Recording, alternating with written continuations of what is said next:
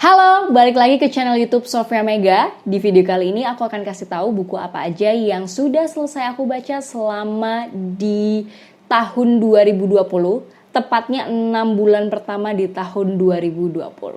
Bukunya apa aja? Tetap tonton videonya sampai habis. Jadi, di tahun 2020 ini, 6 bulan pertama, gak kerasa banget. Itu banyak sekali perubahan, mulai dari kehidupanku yang baru sekali, mulai dari tempat tinggal baru, terus kayak pindah rumah 2 kali, terus abis itu kerjaan baru, terus tiba-tiba ada corona datang. Jadi kayak sangat berubah, terutama ketika pandemi ini tuh meskipun berada di rumah aja, ternyata kasusnya di aku tidak mendorong untuk lebih banyak membaca gitu. Karena di 6 bulan pertama ini aku cuma berhasil membaca 4 buku.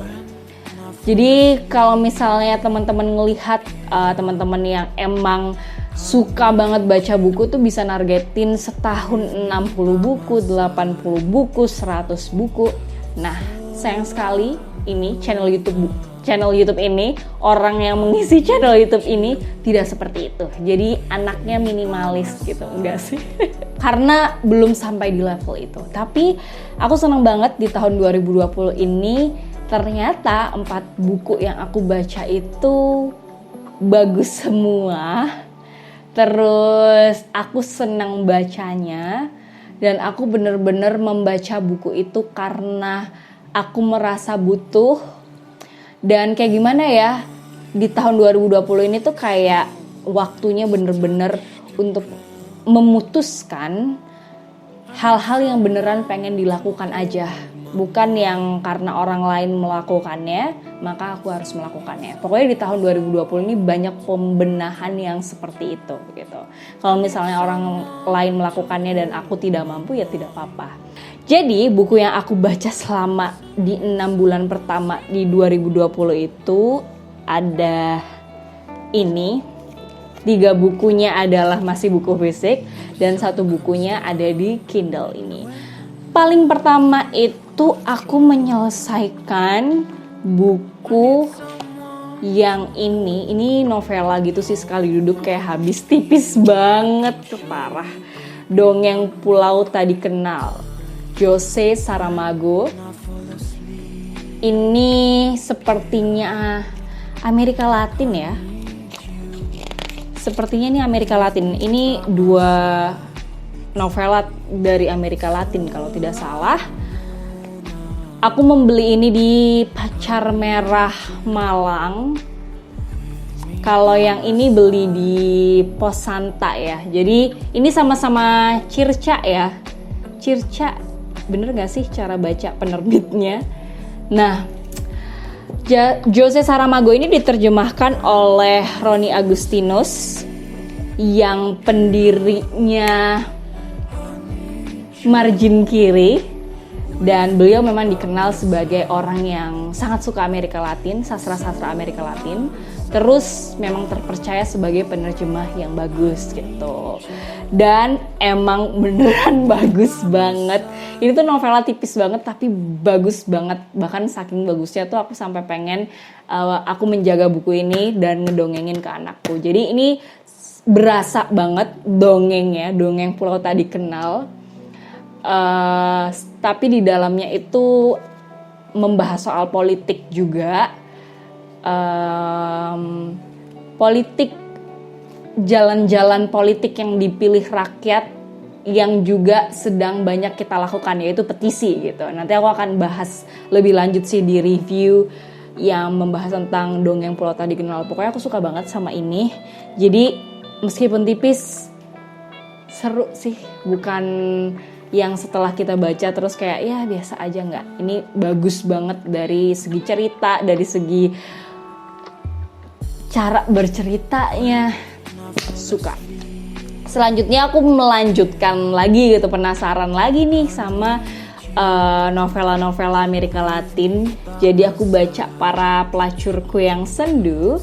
Ini dari Gabriel Garcia Marquez. diterjemahkan oleh An Ismanto. Ini juga bagus.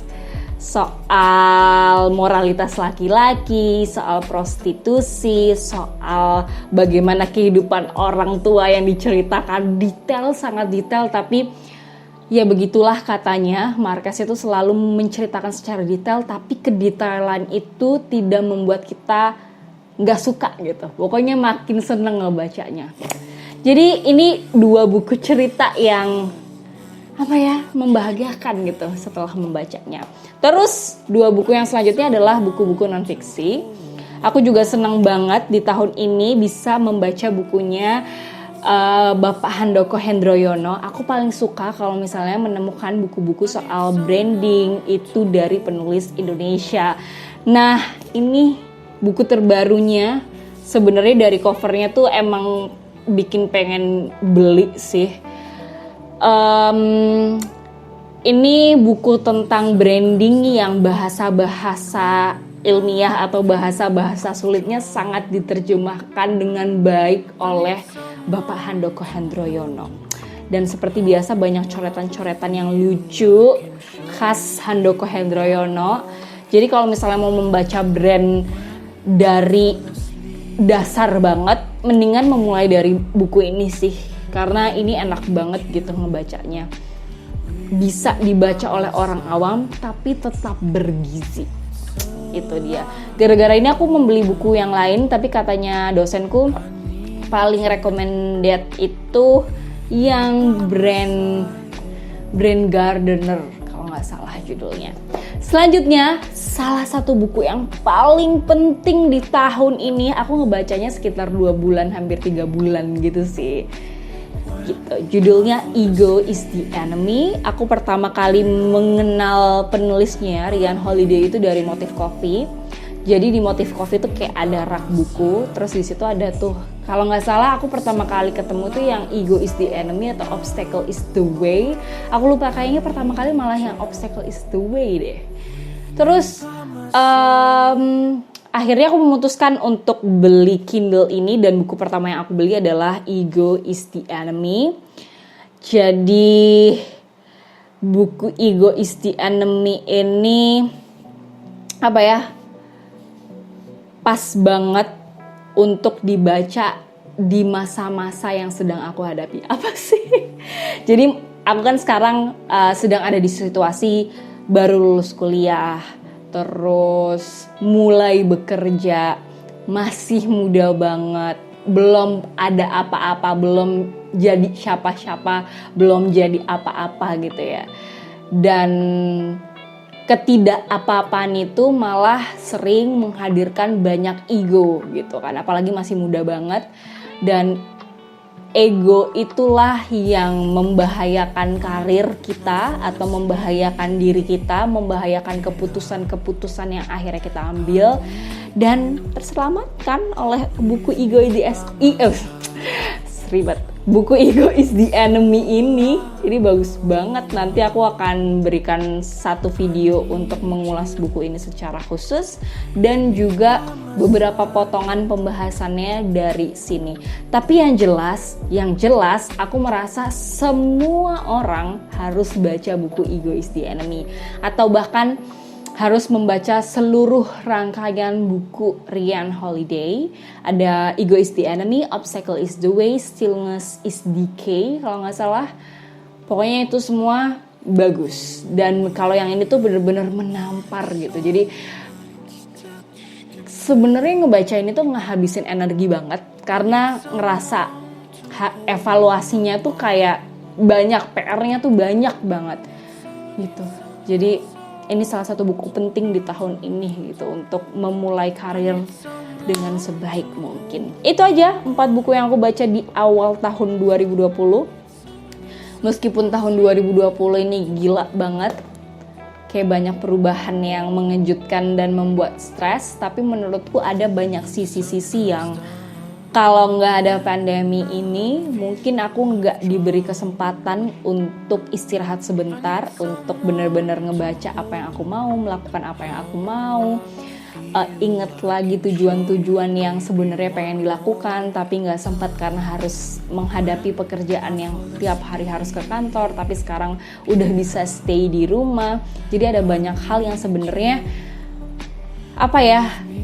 akhirnya bisa menerima segala situasi ini. Jadi gimana kalau kalian? Apakah bacaan kalian semakin banyak? Sepertinya iya, cuma aku aja yang cuma baca 4 buku. Tapi apapun bacaan yang kalian baca, semoga bisa bikin bener-bener ngerasa bahagia, ngerasa bener-bener setelah membaca itu ada kepuasan atau ada banyak manfaat yang akhirnya bisa langsung dipraktekkan, atau pokoknya bener-bener bikin bahagia aja deh dulu gitu. Terima kasih banyak sudah menonton video kali ini, karena cuma mau ngomongin itu aja. Tungguin aja video-video selanjutnya, dan ya, terima kasih, sampai jumpa lagi, dadah.